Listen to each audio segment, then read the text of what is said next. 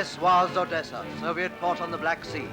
This harbor now is blocked, and the Red Army and Navy have evacuated before the pressure of the Nazi drive. Odessa, northwest of the Crimea. This was the prosperous town as it stood upon the threshold of its destiny in World War II. Barricades and sandbags were the landmarks to travelers on a passing tramcar. The story of these citizens is the story of the people of 100 other Soviet towns and cities, defiance and determination. But while they worked, the shadow of the scorched earth was lengthening towards them. Sailors of the Black Sea Fleet were called in to help in the defense of Odessa. At Sevastopol, they embarked with the cheerful courage of men who are willing to stake life itself for an ideal. To the shores of Odessa, their forefathers came in the battleship Potemkin in the first Russian Revolution in 1905. 35 years later, the sons of the last revolution came again to defend a way of life in which they believe with a passionate fervor.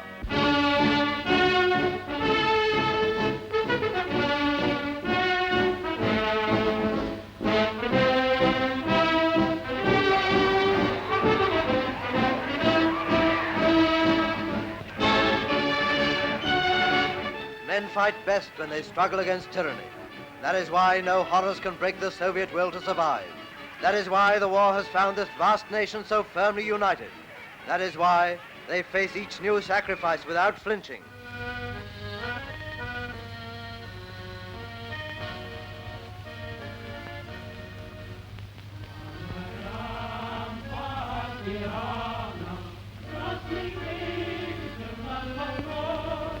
Back to Odessa, city of no leisure, for every available minute was seized to turn it into a fortress. And even though we know today that Odessa was at last evacuated, those weeks of their furious resistance gave invaluable time to the main Soviet scheme of defense.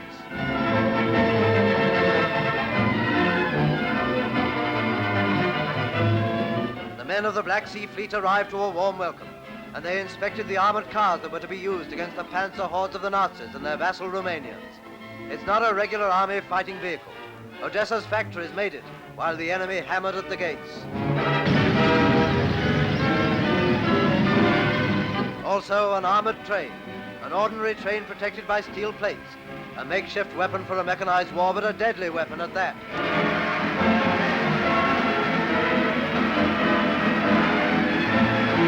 While the civilians prepared, there was an endless stream of reinforcements going out to meet the invader.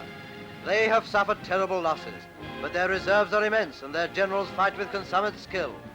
Cities may fall in the Soviet Union, but the army remains intact as a fighting force, and so long as the army stands, Hitler can claim no new conquest.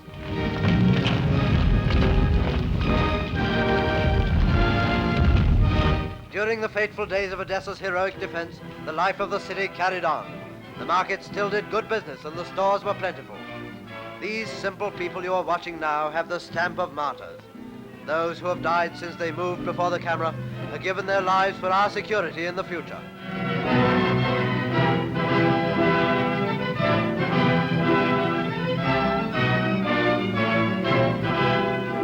Outside the harbor, the Red Fleet stood guard.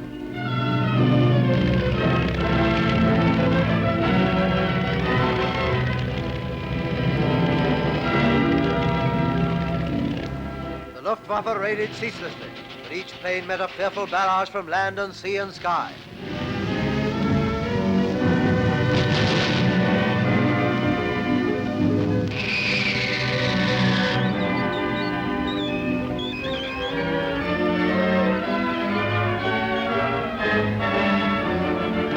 The big ships joined in the bombardment of the city's approaches, taking long-range toll of Hitler's savages.